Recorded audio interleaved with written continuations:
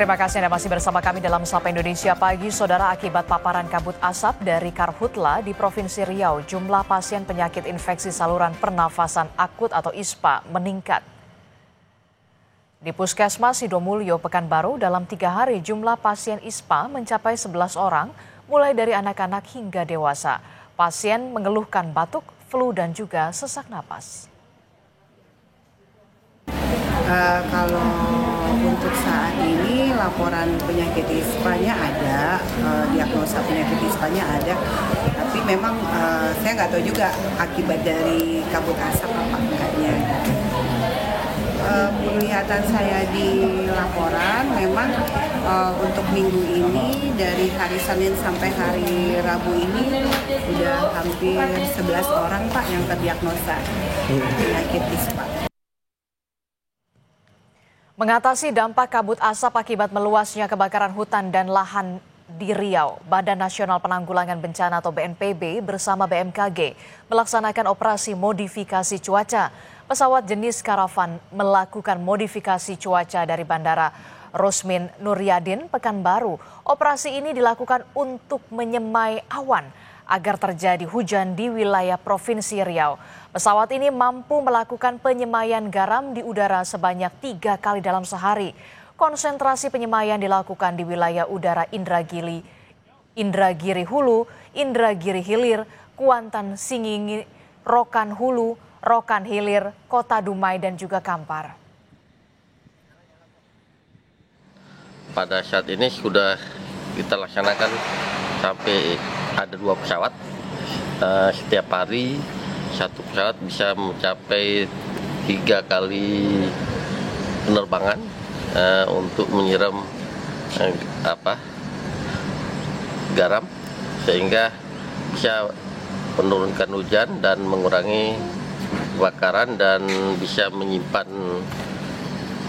atau membasahi lahan-lahan supaya tidak mudah terbakar. Kita pantau bagaimana perkembangan penanganan kabut asap akibat kebakaran hutan dan lahan di Riau. Kita bergabung bersama dengan jurnalis Kompas TV. Sudah ada Atika Azura di Pekanbaru Riau. Selamat pagi Atika. Atika, bisa diceritakan kepada kami bagaimana dampak kabut asap bagi warga di Pekanbaru dan juga wilayah terdampak lainnya yang paling parah di sana?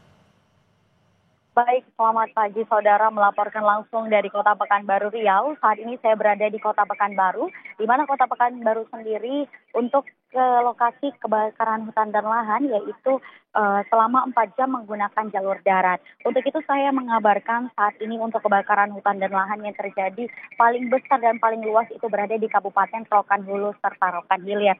Dan sejak sepekan terakhir warga terus diselimuti asap yang cukup tebal. Hingga saat ini akibatnya sejumlah sekolah ataupun sejumlah 208 sekolah di Rokan Hulu harus diliburkan karena telah ratusan hektar lahan di Rokan Hulu telah terbakar. Adapun saat ini di Kota Pekanbaru sendiri asap tidak cukup tebal, namun dari cuaca yang cukup ekstrim dan juga angin panas yang cukup kencang di wilayah Riau, Kota Pekanbaru sendiri terdampak akan bau asap itu. Dan tentunya untuk mengatasi dampak kabut asap, pesawat jenis Karavan telah dikerahkan oleh BNPB untuk operasi modifikasi cuaca.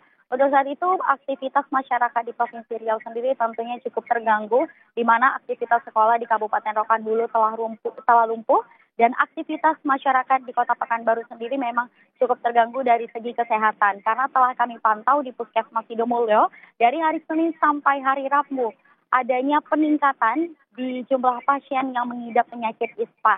Di mana sebelumnya telah ada 19 orang pasien, namun kini telah bertambah 11 orang pasien yang terkena penyakit ISPA. Penyakit ISPA ini memicu gejala flu, batuk, sesak napas, serta penyakit asma juga lebih mudah terkena dengan penyakit ISPA, ditambah lagi dipicu dengan asap yang cukup tebal dan juga kabut asap yang selalu menyelimuti warga di Provinsi Riau setiap paginya. Untuk itu saat ini kondisi dari kami bisa kami laporkan, kami kembalikan di studio.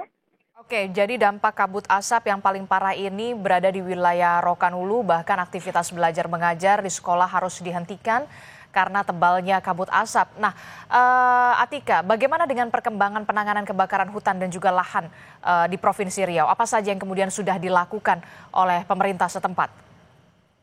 Baik, sebelumnya Disti, kita telah kedatangan Menteri Kehutanan dan Menteri Lingkungan Hidup, serta telah ada rapat bersama Menteri Koordinator Bidang Politik dan Keamanan terkait masalah kebakaran hutan dan lahan ini. Sejumlah menteri menegaskan bahwasannya kita harus mendapatkan atensi yang lebih tinggi sehingga api dapat dipadamkan agar asap juga tidak meluas ke negara tetangga, terutama negara-negara yang memang langsung bersinggungan dengan Provinsi Riau seperti Malaysia.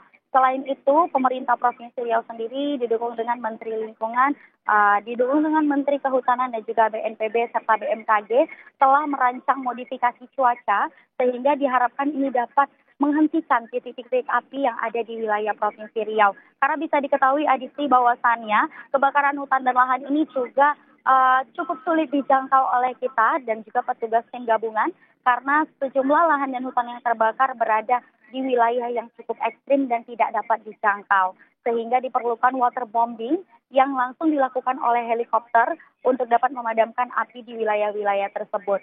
Saat ini bisa kami informasikan bahwasannya titik api yang ada di Provinsi Riau sudah menurun daripada sebelumnya di mana saat ini titik api mencapai 207.